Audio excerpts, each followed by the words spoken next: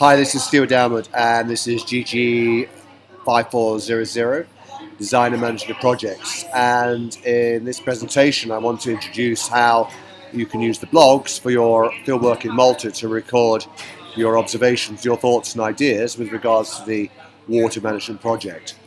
I've gone to the blogs page here, which is the Kingston University's WordPress site, and we've set up blogs for all 5 of the groups here that you can use. To access that, if you type into the browser blogs.kingston.ac.uk, it'll take you to your login page. And for this, you click your usual KU number, or if you're joining us from Oldenburg, your KS number here, and put your password into this box here to log you into the blog environment. Just click on that. That will log us into that environment. Here we go. This is the home page. If you've not used a blog before or you're unfamiliar with blogging, then this site here will give you that basic introduction. So there's information here about what is a blog, for example. There's a glossary of terms, there's a help button. So there's online support available to go through various aspects of that. It's very interesting and useful to read about if you're unfamiliar about this environment. At the top of what we've got here are my sites. And if you click this, for me, for example, you'll see many sites. If I click it, you can view it in a slightly different way.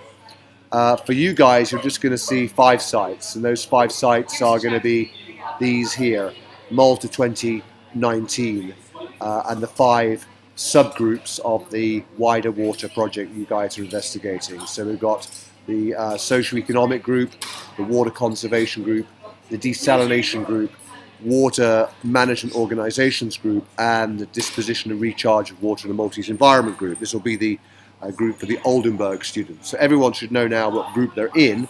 However, I have given everybody access to every blog, because what I would like you to do, as well as using your own group blog to record information, is to be reading other groups' blogs and commenting on those blogs too.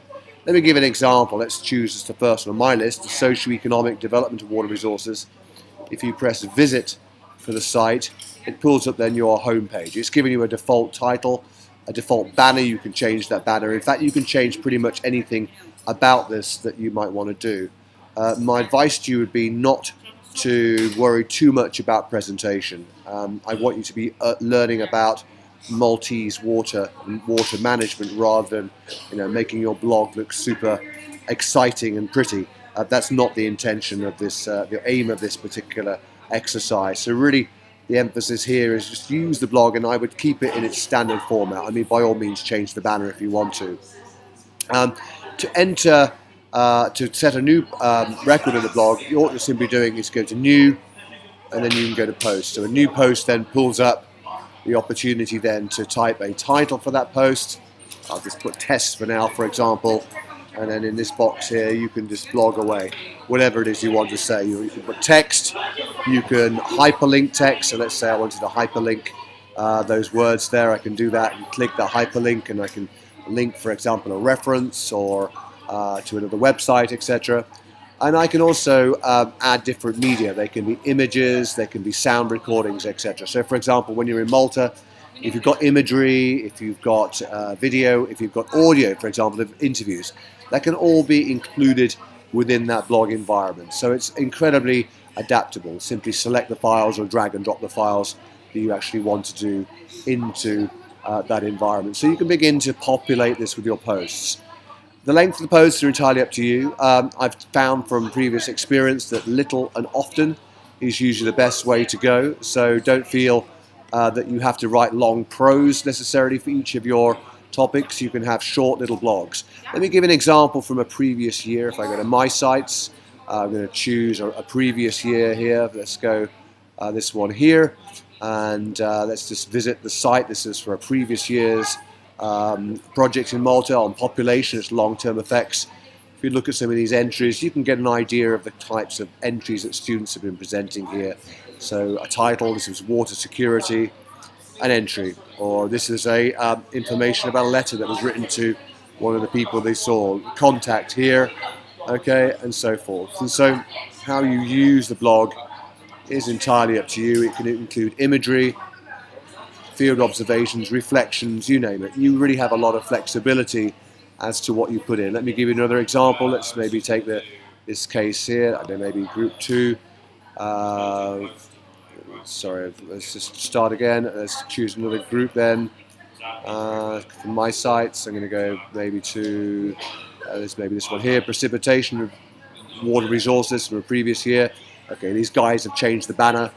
You can see they've put information about the group, summaries of findings. Remember that the order in which your blog posts appear are in the reverse of what you produce. As well as producing your own blogs, of course, you can comment on other people's, and of course, there's the opportunity then to reply. So you can reply to any of those blogs, and you can read those replies. So if I click replies here, I can see that others, okay, in this case, the Azhar and Manish have both responded to this initial post. And I'd encourage you to do that, because ultimately you're helping each other to answer the ultimate question that you're trying to decide about water management and water sustainability and water security within that Maltese environment. So over to you. Enjoy. Please, if you have any questions about any aspect of the blog's environments you're working in, don't hesitate to come back to me and I'll assist you in any way you can. And remember, of course, there's no reason why you can't start blogging straight away. You can put observations, thoughts and ideas, maybe papers you've written or ideas you've got in advance of the field trip itself. So you don't have to wait until you're in Malta to start blogging. You can put information that your research that you've done in advance of the field trip in your blog before you get there. Okay, I hope that helps you for now. I say, please come back to me with any questions you have. Thank you.